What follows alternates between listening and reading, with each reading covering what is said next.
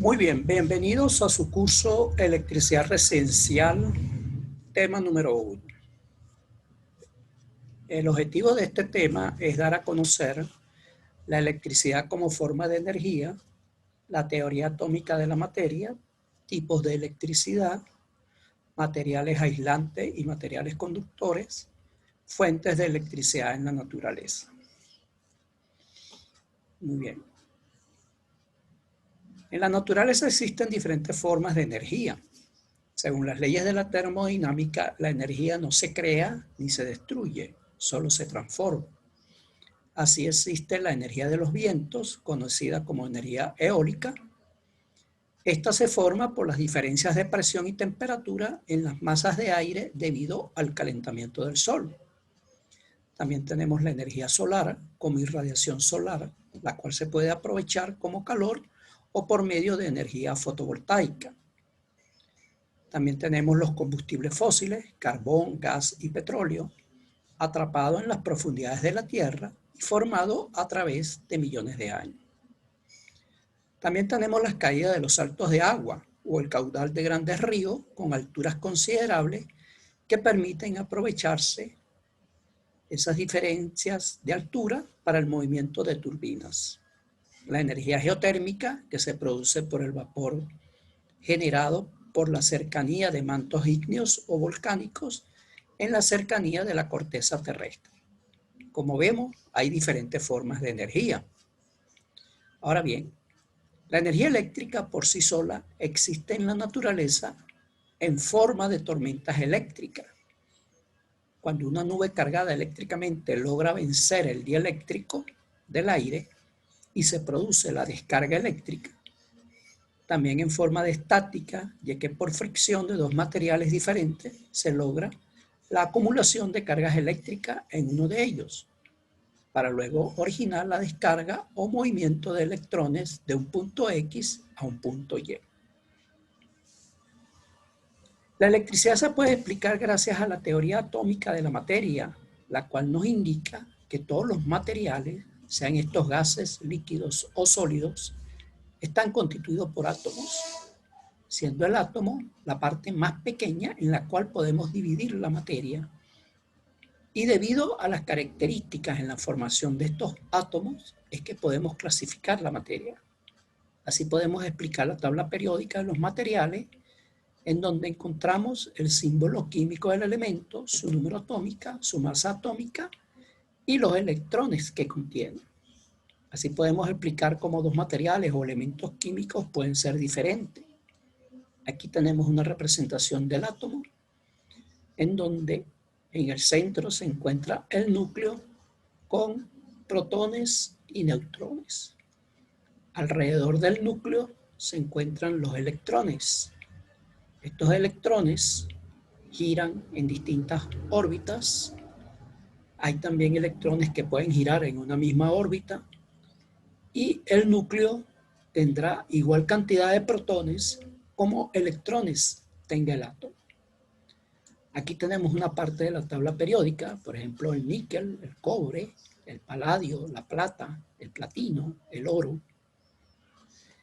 Y vemos un número que lo destaca, 2829, 4647, 7879. Si tomamos como ejemplo el cobre, podemos ver que el cobre tiene un número atómico, en este caso 29, es decir que el cobre tiene 29 electrones y por lo tanto 29 protones. Para calcular los neutrones debemos de saber su masa atómica. En este caso, redondeando el cobre a 64, ¿verdad? Está a 63,54, redondeando a 64, vemos que 64 menos 29 electrones, o 29 protones en este caso, serían 35 neutrones. Es decir, que el cobre tiene en su núcleo 35 neutrones. También el cobre tiene dos valencias para combinarse. Si se combina con la valencia 2, formará un compuesto cúprico, pero si se combina con la valencia 1, formará un compuesto cuproso. Eso es lo que quiere decir el resto de la información en la tabla periódica. Aquí vemos una tabla periódica completa con todos los elementos, dividido en grupos del 1 al 18, y así en la forma horizontal encontramos los diferentes periodos. Aquí vemos una extensión del 57 al 71 de los elementos que van acá, luego vendrá el 72, el 73, y acá tenemos del 89 al 103, del 89 al 103, luego el 104 y así sucesivamente. Entonces ya hemos dicho qué es lo que contiene esta información de la tabla periódica. Muy bien, de la teoría atómica de la materia explicamos por qué hay materiales conductores y hay materiales aislantes. Entonces, los conductores son aquellos que tienen electrones libres de valencia que no están fuertemente unidos al núcleo y por lo tanto, ante una fuerza externa, podemos mover esos electrones o se pueden mover esos electrones. Así, por ejemplo, por frotación podemos crear electricidad estática. También cuando el aire es muy seco, es decir, el contenido de humedad es bajo, los cuerpos se pueden cargar con cargas eléctricas y su descarga se conoce como estática. Otra forma de obtener electrones en movimiento es con la unión de dos materiales disímiles conocidos como termopar, el cual por medio del aumento de la temperatura se obtiene una corriente eléctrica. Entonces vemos que en la naturaleza existen formas de energía eléctrica, ya que obtenemos o encontramos electrones en movimiento. Esto se conoce como electricidad dinámica. Entonces tenemos por frotación o roce, ¿verdad? Los electrones pueden pasar de una superficie a otra por variación de temperatura, por presión sobre cristales, por ejemplo. La energía fotovoltaica, que son los semiconductores que tienen la capacidad de aprovechar los fotones que inciden sobre ellos y se produce una corriente eléctrica. Tenemos la electroquímica, que es la base para la construcción de las baterías eléctricas. Tenemos, ya mencionamos, por ejemplo, la geotérmica, que es el vapor producido, el vapor de agua producido por la cercanía de mantos ígneos, ¿verdad?, o volcánicos a la corteza terrestre, y que al filtrarse el agua en la corteza terrestre llega a estos mantos ígneos y se convierte en vapor de agua, que luego es recuperada y puede ser usada para el movimiento de turbinas. Tenemos entonces la energía de los vientos, que se llamaría eólica, en donde un molino de viento es capaz de mover un generador eléctrico.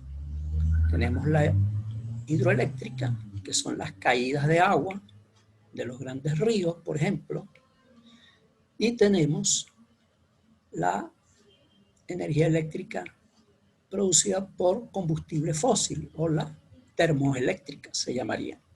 ¿Okay? Entonces, estas últimas, geotérmica, eólica, hidroeléctrica y fósil, las cuatro últimas, en realidad se producen porque la vamos a clasificar como energía electromagnética, ya que necesitamos de un generador, ¿verdad?, del principio del electromagnetismo a través de un generador para poder producir la energía eléctrica. ¿Okay? Entonces aquí tenemos la 1, 2, 3, 4 y 5, ¿verdad? Y una sexta que englobaría esta, que se llamaría el electromagnetismo. ¿Okay? Esas serían las formas básicas de producción de la energía eléctrica. Ahora bien, ¿qué sucede con la teoría atómica de la materia? Que esto nos permite clasificar los materiales en materiales conductores, ¿verdad?, como es el cobre, el aluminio, la plata, el estaño, el oro, el mercurio, el níquel, ya que estos son materiales que tienen electrones libres en su órbita más externa, por lo tanto esos electrones no están fuertemente atados al núcleo y pueden ser movidos fácilmente, ¿verdad? Así, por ejemplo, un conductor de cobre sometido a una fuerza electromotriz, es decir, a una fuerza externa, hace que los electrones del material cobre vayan de un punto X a un punto Y, como se dijo anteriormente, como es el caso de la electricidad por frotación. Siempre los electrones van a moverse de un punto X a un punto Y. Es decir, va a haber movimiento. ¿Okay? Así como existen los materiales conductores, también existen los materiales aislantes, los cuales se caracterizan por estar constituidos por átomos que no presentan electrones libres de valencia. Sus electrones están fuertemente unidos al núcleo. En este caso clasificaríamos esos materiales, ¿verdad? Entre ellos tenemos la madera, el vidrio, la porcelana, el polietileno, el caucho o hule, el aire como tal o el vacío, cualquiera de los dos, ¿verdad? El aceite dieléctrico, el papel, la baquelita, son materiales que al ser sometidos a una fuerza externa no permiten que los electrones puedan moverse fácilmente. Ahora bien, existen otros materiales que no se pueden clasificar como conductores y tampoco se pueden clasificar como aislantes. Entonces, estos materiales se conocen como los semiconductores. Y ellos se caracterizan por presentar una zona intermedia en la cual, cuando son sometidos a una fuerza electromotriz externa, estos materiales se ponen en conducción. Ahora, si esa fuerza electromotriz externa es de polaridad opuesta, ¿verdad? Se van a comportar como aislantes. Entonces, estos tipos de materiales se conocen como los semiconductores, ¿verdad? Ellos pueden conducir bajo ciertas características especiales. Muy bien, podemos concluir que la electricidad es el movimiento de cargas eléctricas. Estas cargas eléctricas son conocidas como electrones, los cuales al estar sometidos a fuerzas externas se trasladan de un punto X a un punto Y y ocasionan la concentración de cargas eléctricas en el punto Y. Por otra parte, la ausencia o huecos de estas cargas eléctricas o electrones en el punto X es lo que se conocería como cargas positivas. Es decir, la ausencia de electrones daría origen a cargas positivas. Aquí tenemos unas figuras para explicar, por ejemplo, el fenómeno de las tormentas. Aquí tenemos una nube cargada eléctricamente. En la parte inferior de la nube hay electrones, en la parte superior de la nube hay ausencia de esos electrones, por lo tanto las cargas serían positivas.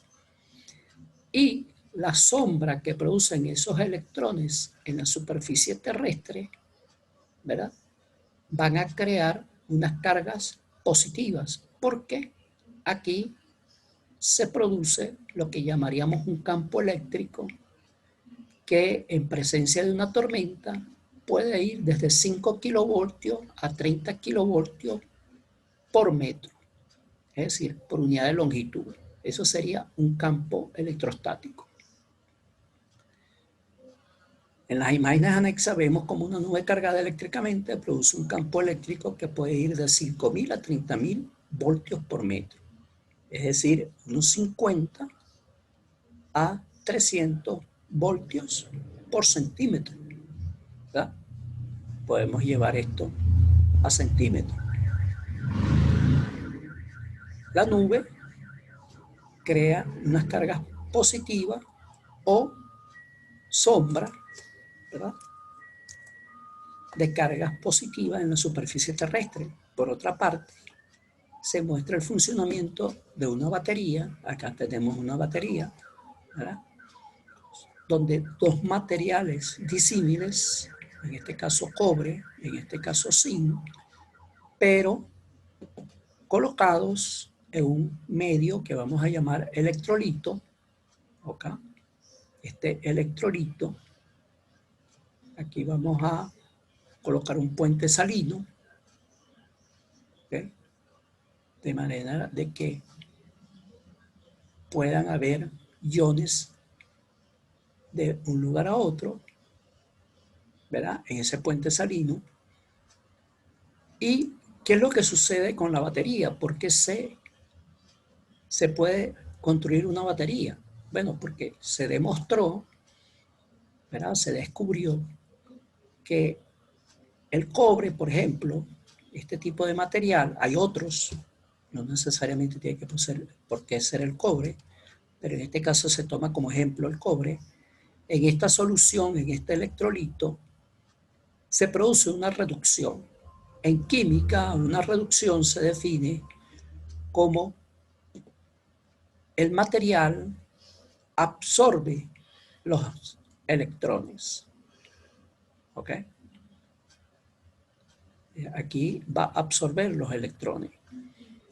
En cambio, en este lado tenemos el zinc, ¿verdad? En el medio salino, el zinc se va a oxidar. Es decir, él va a producir electrones libres. Entonces, esos electrones pueden viajar si yo conecto una carga eléctrica, como en este caso, aquí aparece una carga eléctrica conectada entre estos dos elementos, van a circular electrones del ánodo zinc hacia el cátodo cobre. Entonces, el cátodo sería el positivo, ¿verdad? Tiene la propiedad de que se reduce en el medio del electrolito y por lo tanto puede aceptar los electrones que van a venir del ánodo zinc. ¿Ok? Entonces se produce una reacción redox, que es una reacción química, reducción, oxidación.